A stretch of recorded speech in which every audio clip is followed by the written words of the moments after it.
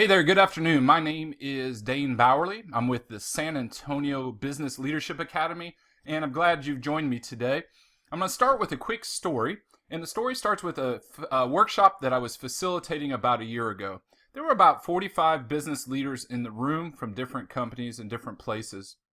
I started with this fundamental question: what is it that differentiates your business from your competition? Or what is it that differentiates you from the business next door? And each person, we went around the room and they shared their ideas, and something unique happened. Almost 75% of the room said that their differentiating factor was their customer service.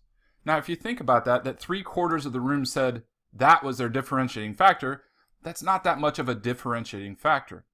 The second thing I was surprised to see in there was that not one attendee mentioned that their differentiator was their team or their staff, the people who drive the engine, who make their business succeed. And at that point in time, it inspired me to put together this brief presentation to help you. Today's presentation is entitled Employee Experience Management. We call it EXM. Now, it's possible you've heard the term before, Customer Experience Management, also called CXM. But today I want to talk about working inside the business. How is it that we can improve performance and results within your organization by creating an unbelievable experience for your employees?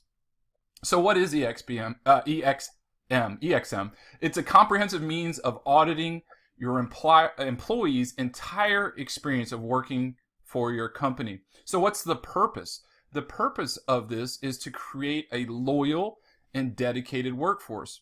Well, when we do that, successfully executed, employee effort and employee engagement will improve.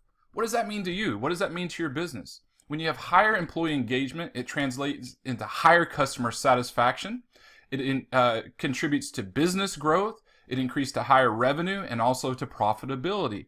The more committed our employees are, the better our business runs. So let's dig in and talk about looking at that employee experience and talk about what that means. We use the C3 touch points. What are the C3s? First C, climate touch point. Number 2, core touch point. And number 3, connection touch point. Let's talk about those. So your climate touch point is the work environment that you create for your employees. Now, if we were talking about customer service in a restaurant business, these are going to be things like parking and smell of the restaurant and clean silverware and how long is the wait. It's the environment. But what does it mean when we talk about employee experience? Well, the same things. Where do your employees park? Do they have to pay for parking? What does the office look like, smell like? Is there trash overflowing? What is the environment that you ask your employees to walk into every day? Have you evaluated that? Have you considered how much that it plays a role in how loyal your employees are? Second touch point is the core touch point, and this is the actual job that the employee was hired to perform. This is why they were hired. But my question here that we want to look at in creating this model is what is their job expectation? First of all, do they have job expectations? Has it been detailed, or job descriptions? Have we set performance-based goals? We know that statistically the answer is no most of the time. Have we discussed what extraordinary performance looks like in their role and their position? Are there promotability options if they're interested in that? Is the work itself exciting, entertaining, growing, or is it boring? Is there anything that we can do about that? Is it just a job, or can we create an opportunity for our employees? Then the third is that connection touch point. And this is the relationship between the staff or your team and your leadership. Now you notice here we don't say friendship, we say relationship. And that's the connection that we have between the employees and the leadership team. Maybe you've heard the saying before that people don't quit the company, they quit their boss. And so let's take a quick look at how these three things come together. Number 1, you have the climate touch point. Number 2, you have the core touch point. And number 3, you have the connection touch point. So if you take that saying or that phrase that I just said, that people don't quit their company, they quit their boss, I'm often asked, is there one that stands above the other of the 3 C's? And the answer is yes, there absolutely is. Without a doubt, the connection touch point plays the biggest role.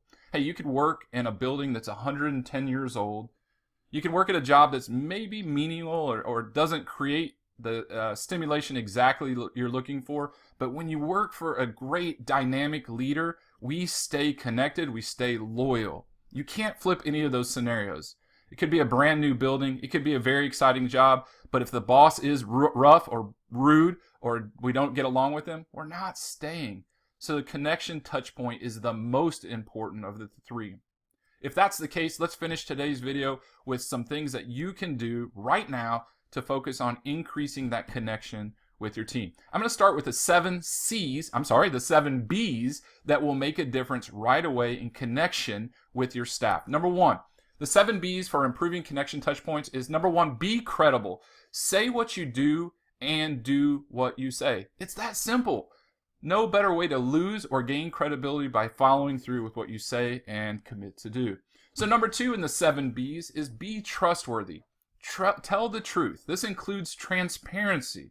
Tell the truth even if it's painful. Even if it's painful to you.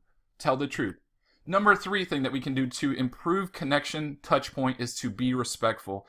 Treat others the way you would like to be treated, or better. Number 4, be consistent. When we're inconsistent as a leader, manager, supervisor, or team lead, it creates fear because our team doesn't know how you're going to react. And the fact is, when there's fear, it's impossible to perform at peak performance. So number 4 is be consistent. Number 5 of the 7 B's is to be appreciative. Your team members trade their appreciation or their work for your appreciation, approval, and applause. One of my favorite questions to ask when I'm facilitating a group is this: have you ever been overappreciated at a job? Genuinely overappreciated at a job? And the answer most of the time is no. So this is a great opportunity for us to increase that connectivity, to be appreciative. Number 6 is to be supportive as a leader. Ask the question, how can I help?